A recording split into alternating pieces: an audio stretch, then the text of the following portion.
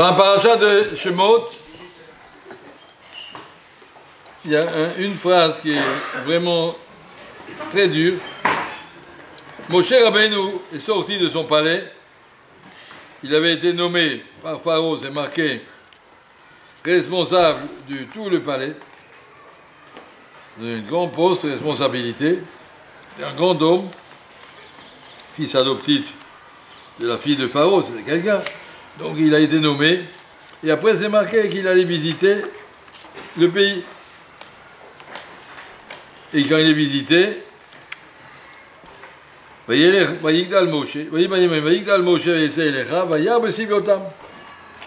Moshe Rabbeinu a vu la souffrance du peuple juif. Il a vu un Égyptien qui frappait un innocent.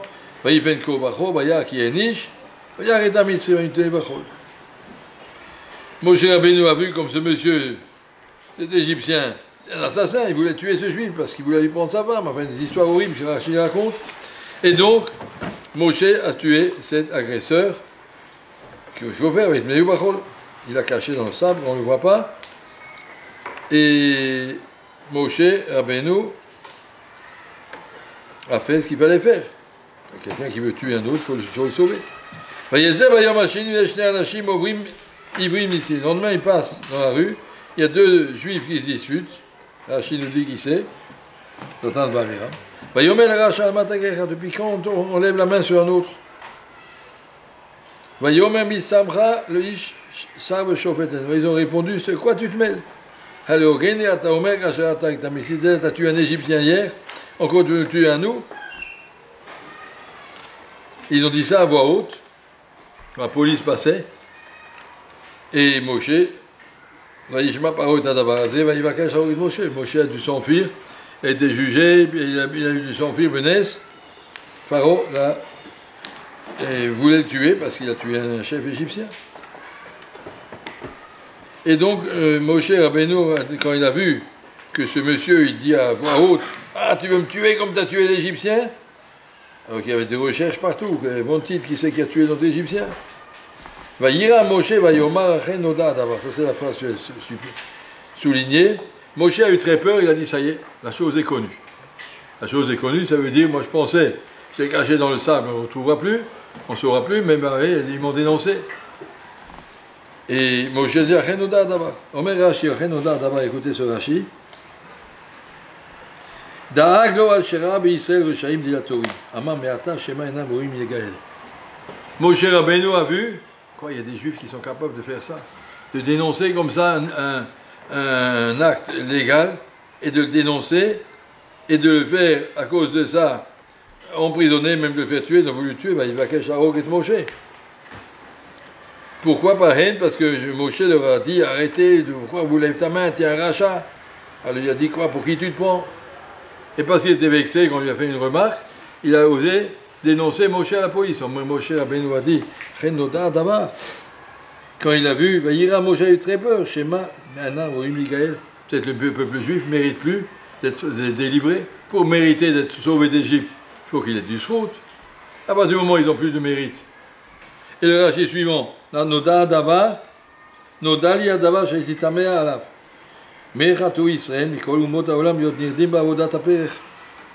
Je comprends maintenant ce que je m'étais posé comme question depuis longtemps. Comment ça se fait que les Juifs souffrent tellement plus que toutes les autres nations? Regarde ça, toutes les nations, on les laisse tranquilles. Et puis justement, les Juifs sont en Égypte, et puis on les tape dessus, on les massacre, on leur tue leurs enfants, et ils sont obligés de travailler jour et nuit, à Avodat Pereh, un travail de servitude horrible, d'esclavage. Mais qu'est-ce qu'ils ont fait de mal? Pourquoi ils sont asservis tellement? Maintenant que je vois qu'ils sont capables de s'abaisser à un niveau pareil, de dénoncer et d'enfermer quelqu'un en prison, Noda Hadavar, j'ai compris pourquoi ils méritent une telle punition. Alors ça c'est le rachis le plus incompréhensible. Un monsieur qui a osé parler comme ça, Moshe Rabbeinu a dit, maintenant je comprends pourquoi tous les Juifs méritent une telle punition. Ah ouais, il y a un juif qui était bête, il était méchant. On les retrouvera encore d'atteindre Bamiram jusqu'à ce qu'à la fin ils vont être engloutis dans le trou avec Korach. On va les retrouver sans arrêt, c'est des méchants professionnels, des rouspéteurs. Enfin, ils ont protesté contre la manne, ils ont protesté contre Moshe, dans plusieurs endroits on les retrouve. Et à la fin de la paracha aussi, ils sont venus se mettre, ça veut dire, Savim devant Moshe Rabbeinu. Vous avez compliqué le travail. Bon, en tout cas, ce sont des mauvais.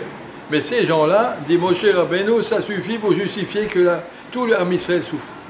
Ça suffit pour justifier que la Géoula ne peut pas venir. Ce qui nous montre l'importance d'un Lachon Hara. Il suffit d'un monsieur qui dit un Lachon Hara et tu peux déséquilibrer tout le Ham Israël. Le Rambam dit qu'il faut toujours penser que le Ham Israël et l'individu en tant qu'individu et le klal en tant que klal, on est à 50-50. J'ai autant de mitzvot que d'Averot. On est à peu près pareil. Chacun pour soi. Je suis à moyenne. Il y a des jours je suis moyen.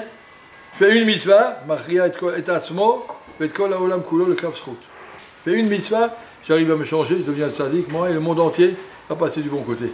Je fais une Avera, Khalila, Machria et Atzmo, et Kol Haolam Kulo le Kafsrout. Il est en train de déséquilibrer le monde du côté du mal. Le monde, il tient tout juste comme ça, un équilibre très instable, il suffit parfois d'une bêtise, une grosse bêtise comme ça qu'il a fait, ce Datan de Vaviram, sur lequel on va dire tout le clan Israël, maintenant je comprends. Le clan Israël, on est Amcha Israël Goy Echad, on est tous ensemble. Et tous ensemble, ça veut dire qu'un qui fait une bêtise, il y a une punition collective. Toute la classe de tous des copains, il y en a un qui fait une bêtise, et bien toute la classe subit. Punition collective. Il y a marqué pourquoi il fallait prendre de Korban Pesach un mouton, parce que le mouton, dit la Gemara, c'est le seul animal, quand tu lui tapes sur la jambe, il tremble de haut en bas. Un autre animal, il tape de la jambe, il secoue la jambe, il a mal à la jambe. Le mouton, il a mal à tout le mouton. Tu tapes sur l'oreille, il a mal à tout, il tremble de haut en bas. Comme ça, le clan d'Israël, il y a un seul juif qui est tué, et tout le clan d'Israël tremble. Il y avait une fois, comme un garçon en Paris qui s'est fait tuer, comment ça s'appelle? Ilan quoi? Halimi, le pauvre. Et puis le président de la République, il avait dit, je ne sais plus lequel c'était, qui a dit au Rav Situk, je ne comprends pas, il y a des gosses tués, il y en a tout le temps, tous les jours, qu'est-ce que vous faites une histoire pareille? Alors il a dit, nous chez les juifs, chaque juif, c'est moi.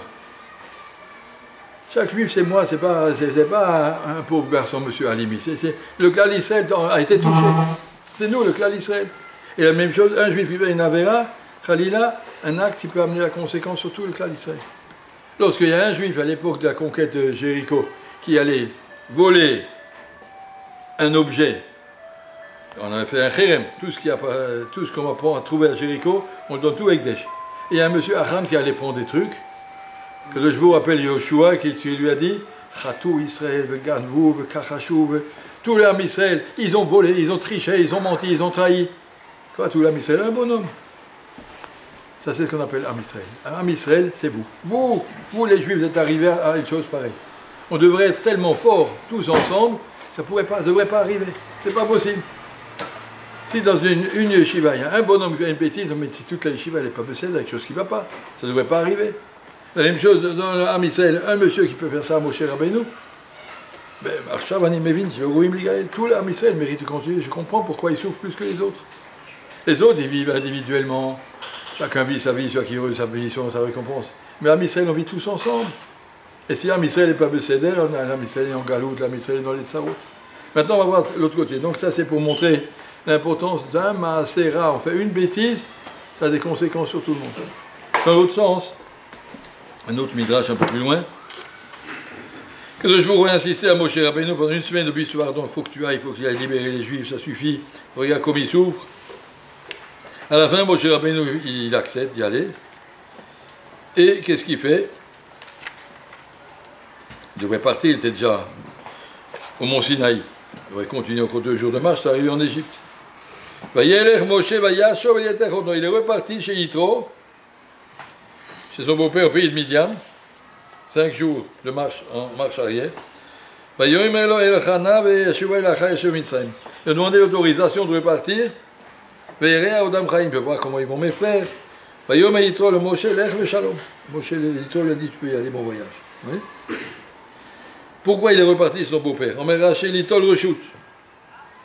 Il a demandé l'autorisation. Pourquoi il a demandé l'autorisation? Écoutez le Midrash extraordinaire.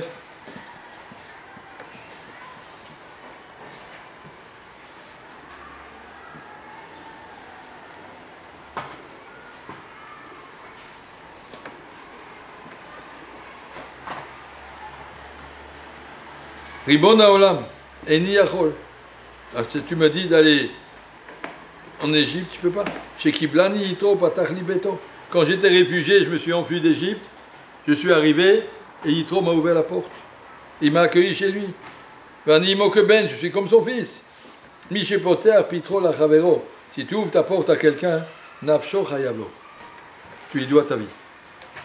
Tu lui dois ta vie, tu lui appartiens. Il t'a recueilli quand tu avais besoin, et bien tu as resté reconnaissant toute la vie. On voit ça sur Eliyahu Hanavi. Il a habité un moment chez une Sarfite, et à ce moment-là, son fils est mort. Yitril mitranen vomer, qu'est-ce qu'il a supplié à Kadosh Baruch Hu? Il a prié, mais cette dame, elle m'a accueilli.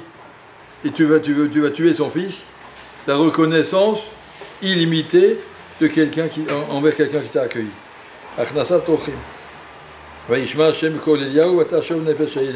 J'ai vu quelqu'un qui a Mashgiach avec une lettre de remerciement, Mashgiach de Ponovitch avec une lettre de remerciement, un juif qui les avait beaucoup aidés à la yeshiva quand il était à Shanghai. Tu nous as beaucoup aidés, vraiment sache que je suis très reconnaissant et qu'Hachem t'envoie la bracha et tout. Et ce monsieur, le lendemain, qui a reçu la lettre, il arrive chez le Mashgiach, il dira, vous m'avez envoyé une lettre, que vous êtes reconnaissant, vous savez que ça fait 12 ans que je suis marié, que je n'ai pas d'enfant, donnez-moi une bracha. Le Mashgiach lui a dit, Bezrat Hachem, l'année prochaine, à cette date, tu auras un fils. Et ça s'est réalisé. Après, quelqu'un dit au Mashgiach comme ça, alors il a dit, quoi, 12 ans, moi j'ai déjà fait avec des gens qui avaient 17 ans, pas d'enfant. Comme il pouvait dire, mais il a dit, je suis reconnaissant, je ne peux pas laisser comme ça. Rav Shach, il était pendant la guerre de 14, il était caché pendant 4 ans dans une cave. Il n'est pas sorti. Il avait peur qu'on va le trouver, il va l'envoyer déserteur et tout ça. Il était dans une cave, dans une choule. Il a fait 4 ans comme ça. Il a dit tous les vendredis, je prenais le col de ma chemise, je la lavais un peu sur le robinet, et tous les jours, il y avait des dames qui passaient avec un barou qui étudie. Des fois, ils mettaient un thé, des fois, il y avait un petit morceau de gâteau. Il n'y avait pas grand-chose, eux aussi, ils n'avaient pas grand-chose, c'était la guerre. Mais comme ça, j'ai tenu 4 ans. Et quand je suis sorti, ma chemise, vous pouvez imaginer de quelle état elle était. J'étais vraiment... Puis un monsieur qui est venu, il n'avait pas grand-chose, mais il m'a donné une chemise. Je ne savais pas comment je suis reconnaissant.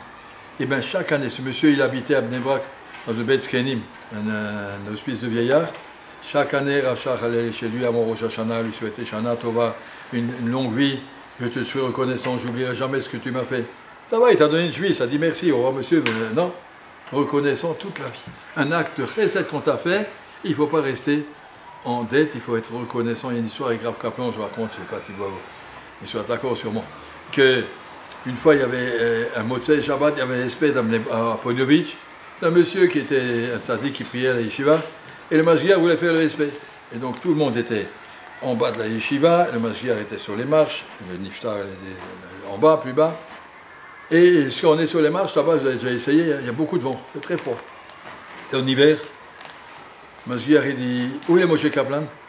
C'est un bachour. Tu vas aller chercher Moshe Kaplan. Va dans ma chambre, apporte-moi mon manteau, j'ai très froid.